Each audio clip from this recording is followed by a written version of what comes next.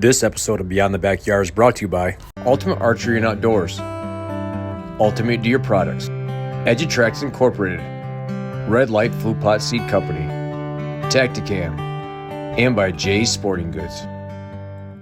Welcome back to Beyond the Backyard, the show where we dive deeper into the real issues Michigan hunters face. I'm your host, Steve, and today we're going to talk about one of the most controversial, frustrating, and honestly stupid topics in Michigan hunting, the ban on baiting deer. We're going to cover why they banned it, why the reasoning doesn't hold water, the benefits of supplementing for our herd, and how politics need to stay out of the hunting industry, and why it's time we hunters start pushing back. We'll also cover something that just about every deer hunter is asked at one time or another: what's the difference between an apple under a tree or an apple in a bait pile? So buckle up, because we're going to hit it all: history, science, common sense, and the future in the great state. All right, so let's start with the history here. The main reason baiting got banned in Michigan was over chronic wasting disease, CWD.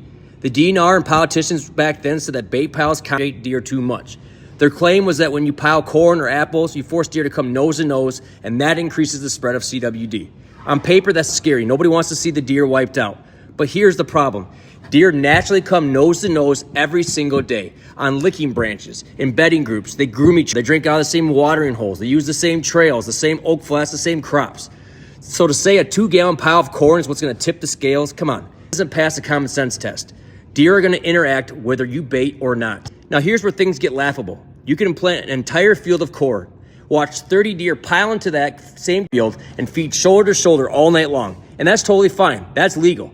But if you dump a 5-gallon bucket of corn, boom, it's illegal. Ticket time. What's the difference between an apple falling naturally under an apple tree and me tossing an apple down from my truck bed? Absolutely. Except the DNR wants to call one natural and the other a violation. That's the kind of nonsense that makes hunters lose trust in the system. It's not science, it's biology, it's bureaucracy. Before we dive deeper, shout out to one of the sponsors that make this podcast possible: Ultimate Archery and Outdoors in West Branch, Michigan. If you're looking for the absolute best prices in the country on Mathews bows, 10-point crossbow, Wicked Ridge crossbows, plus deer bait and bear bait for miles, and to top it off, unbeatable customer service, stop in and see Todd and the crew. They'll get you set up the right way, no gimmicks, no nonsense, just honest knowledge from real hunters. Check them out today at 2275 South M33 in West Branch, Michigan. Trust me, once you shop there, you won't go anywhere else. Now let's flip it around and look at what baiting and supplement feeding actually do for the deer herd. Number one is winter survival. Anybody who lives in northern Michigan knows what February looks like. You got deep snow, below 0 temps, deer struggling to even get to browse. A couple extra calories from corn or apples can mean the difference between life and death, especially for fawns and deer. Number two, fawn recruitment. When does have access to supplement food, they're healthier going in the spring, which means healthier fawns come in the summer. That's just biology. Number three is antler growth.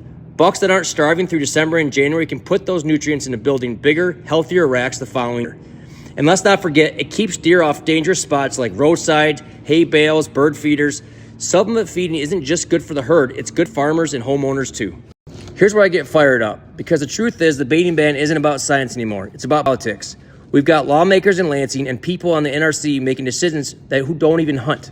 Some of them are more worried about pleasing out-of-state special interest groups than listening to the hunters who actually fund conservation through our license dollars. Our hunting heritage should be managed by biologists, by data, and by the people who are in the woods every single day, not by politicians sitting behind a desk. When politics enter the hunting industry, we all lose. That's exactly what's happening with this baiting mess. All right, before we jump in this next section, I want to thank our friends at Edge Incorporated in Charlottesville, Michigan. If you've ever wondered why the hunter down the road is pulling deer like crazy, it's probably because using Edge Incorporated. They've got everything from feed to attractants designed for Michigan hunters by Michigan hunters. Their motto says it all: give yourself the edge. Check them out, support a local Michigan company, and bring the bucks to your property this season. So let's just call it what it is. Deer interact constantly, whether you're baiting or not. Every night they pile into cornfields, they rub on the same trees, they work the same scrapes, they share the same trails, bedding areas, watering holes, they lick the same branches year after year.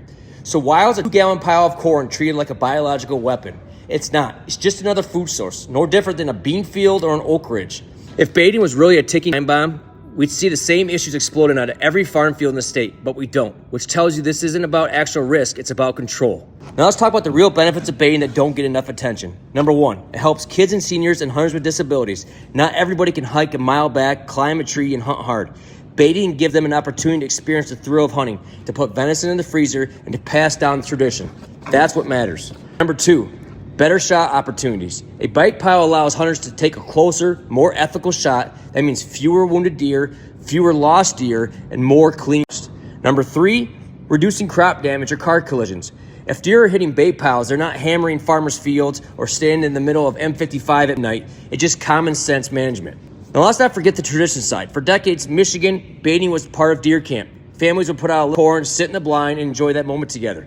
The ban doesn't just take bait away, it takes away a piece of Michigan hunting culture. So this is where I land on this topic. The baiting ban wasn't put out here because of science. It was built on fear. It punishes hunters while ignoring the reality of how deer actually live. It takes tools away from people who need them the most. If the goal is healthier deer, stronger fawns, and more ethical hunting, then baiting should be part of the solution, not part of the problem. It's time to bring baiting back in Michigan, and it's time for politics to get the hell out of the way of our hunting heritage. Thanks for tuning in to Beyond the Backyard. If you enjoyed today's episode, do me a favor, share it with a buddy, leave a comment below, hit that notification bell and that sub button. Let's keep this conversation going. The more hunters that speak up, the louder our voice gets, the better chance we have of changing this law. Until next time, get outdoors, stay safe, and as always, enjoy the moment beyond the backyard.